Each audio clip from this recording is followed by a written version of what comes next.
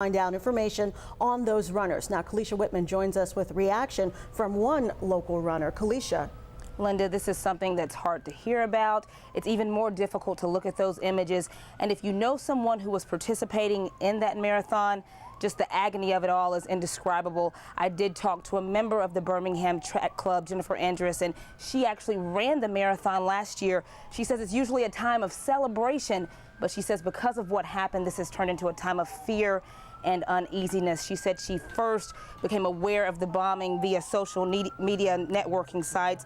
Andrew said all day she had been checking the status of her fellow members of the track club, and she said she couldn't believe it. Even though she was reading those messages on Twitter and Facebook, she could not believe it. It was hard for her to absorb. She said that she has made contact with the members of the club, and her friends will be coming home unharmed. Of course, she is thankful for that, but she knows for other people who had loved ones running that may not be the case. I talked to Andrus about 45 minutes to an hour ago. Judging on when it happened and where people would have been in the race, we had a lot of friends that had already finished, and then we had, would have been about the 4-hour mark, and so one of our friends who I've not gotten to talk to yet was just behind when the blast went off, and she is still being corralled right now with other runners. They won't let them leave the finish area. I know she's stressed, and I mean, what would be going through your mind? How can you reconcile this? How can you? And again, it's so hard for anybody to reconcile, as Jennifer said. Again, Jennifer is a member of the Birmingham Track Club. She did tell me that she made many contact with many of her friends and that they are okay. And she said that she hasn't really been able to talk to them over the phone just because of the cell phone service in the area. And of course, we'll have more on this tonight at 6. Linda, Mike. All right, Kalisha, thank you for that live report tonight. There's certainly more on the explosions today in Boston on our website, Alabama's 13. As we said, dozens of Alabama runners were set to run the marathon. Kalisha Whitman joins us live. She's been tracking down local runners tonight to find out if they're safe. Kalisha.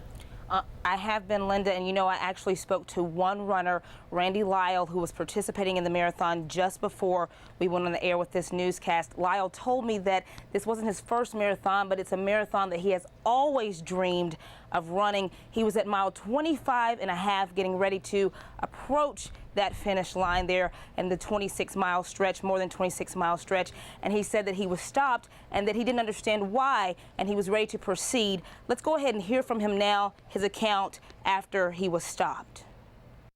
I've never been stopped like that in a race before, and after a few minutes I realized something was up, so I got my phone out. I carried a phone in a pouch, and I got it out, and I started sending messages from people, and so I got a hold of my wife, and I found out that something had happened at the finish line, and that there had been a couple of explosions. And at that point, I was pretty certain we were not going to be finishing the race. He told me, and at that point when he realized there were explosions, that finishing the race to him was no longer a concern. He then became concerned about people, if there were people hurt, you know, what was going on there at the finish line. Lyle said that even though this happened, he still plans to go back to the Boston Marathon one day, and he says he plans to cross that finish line. He will come back to Alabama tomorrow. For now, we're live here in Birmingham. Kalisha Whitman, Alabama's 13 News. All right, Kalisha, thank you. Now stay up to date as this story